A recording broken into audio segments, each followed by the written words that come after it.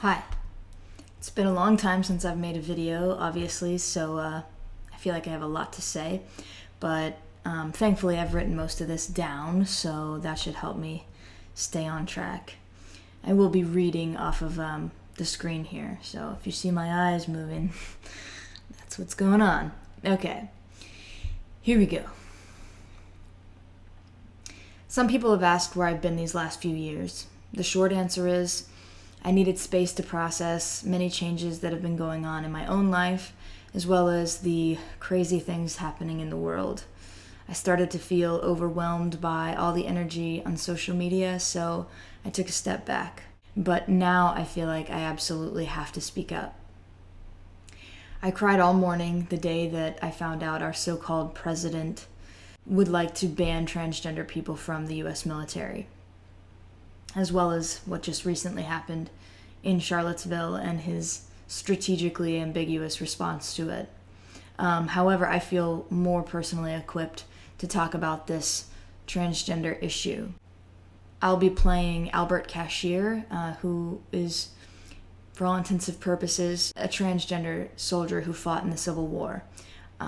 In Albert's time, he didn't have the words to define himself or to identify in the way that we do in today's time, but if he were alive today, he would almost certainly be considered transgendered, female to male. I hesitate to define him for himself, but he was born and named Jenny by his parents, but lived his entire adult life before, during, and after the war as Albert. So I have a couple stories I'd like to share today. One's about him and one is about me. Albert fought for the Union, defending and fighting for the cause of abolishing slavery. And he fought and engaged in the entire war, over 40 battles. Well after the war was won, his secret was discovered and the government tried to take his pension away. Thankfully, though, his comrades in his regiment defended his honor, and he was able to keep his pension.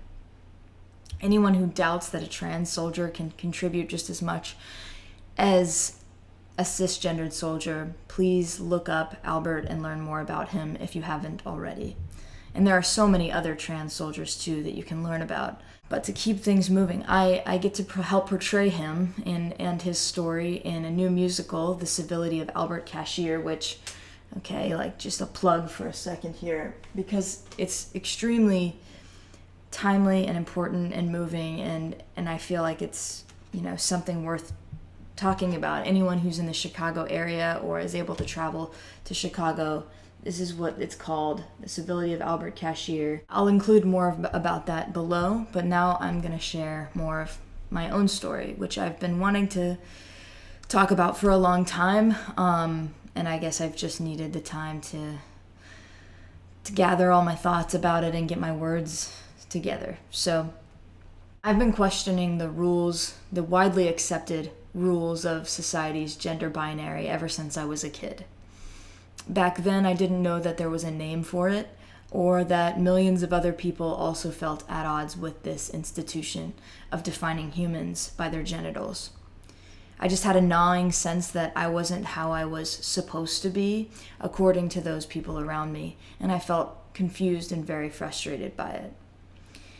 In elementary school, I remember being offended when a teacher would ask the big, strong boys to help move the heavy desks or books.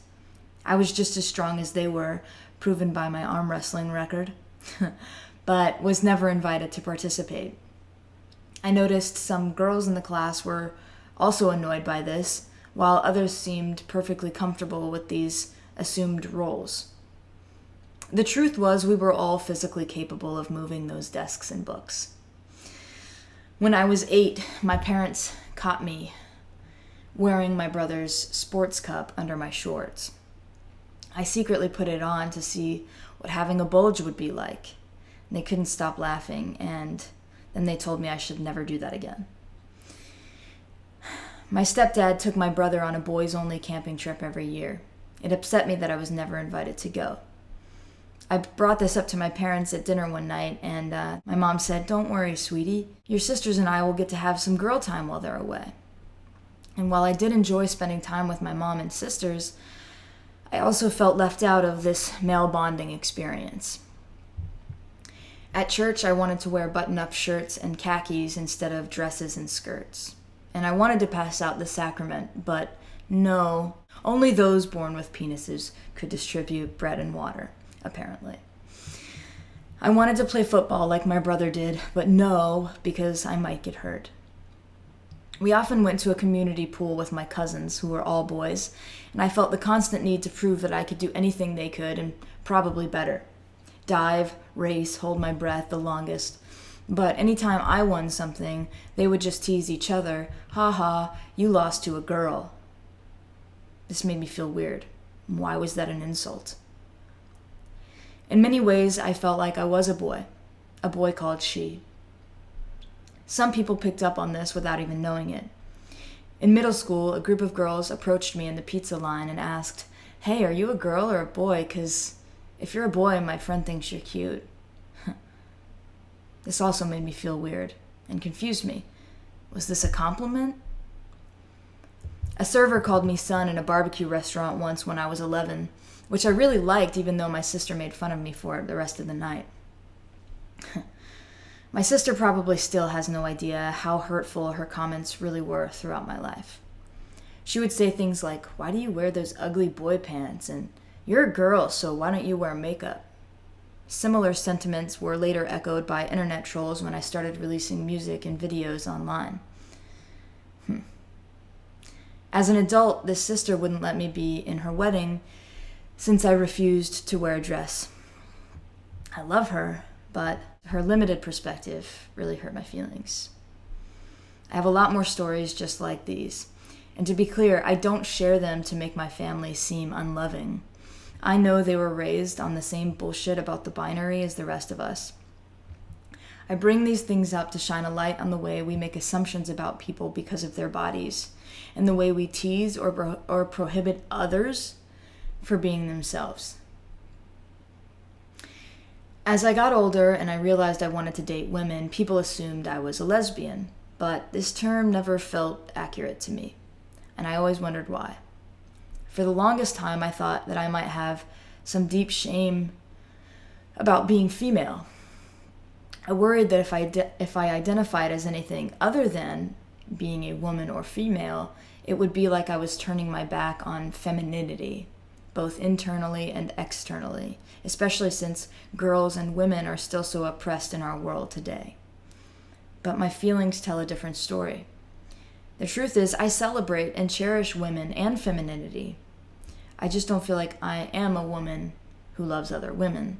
I feel more like a sensitive guy, or better yet, a genderless forest creature, loving whoever I love.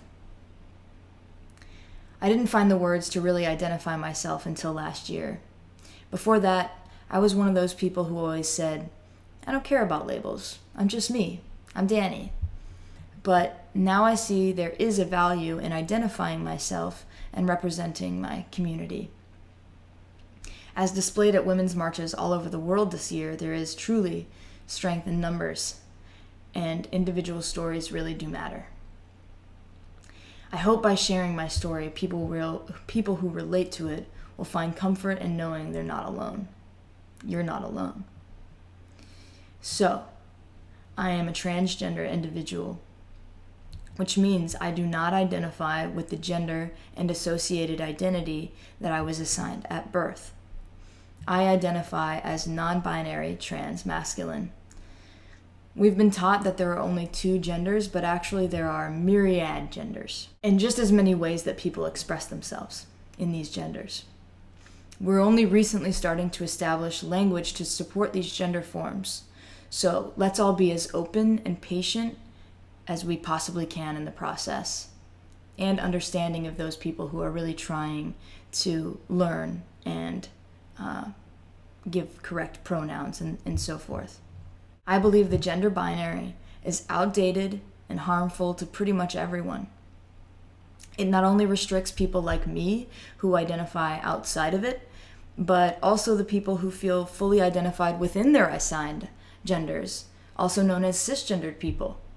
Boys and men are raised to shut down vulnerability and project this idea of toughness and strength, but I believe that they are being closed off to a full emotional experience, and it's holding them and their relationships back. I'm also sure we can trace a lot of unnecessary violence to this.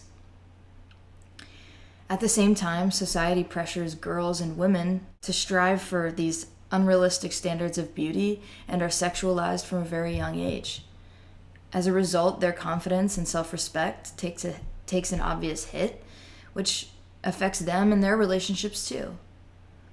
I often wonder what the world would be like if, when raising children, parents and teachers and the government prioritized cultivating kids' specific interests and unique skills and gifts, developing compassionate communication abilities, and exposing them to different kinds of art and people, rather than placing expectations and limitations on them based on their genitals. I mean, it seems just a little bizarre to me. It's kind of strange to me that the whole world is going along with it, or a good majority of the world. What would happen if we could treat each human as their own individual self and get to know them from the time they were born and cultivate exactly who they want to be and who they are? Celebrate them and their unique qualities. Where could we go as a society? And where would we be now? Thanks for listening, and please let me know your thoughts. Look up Albert Cashier, and I will be in touch more often. Talk soon. Bye.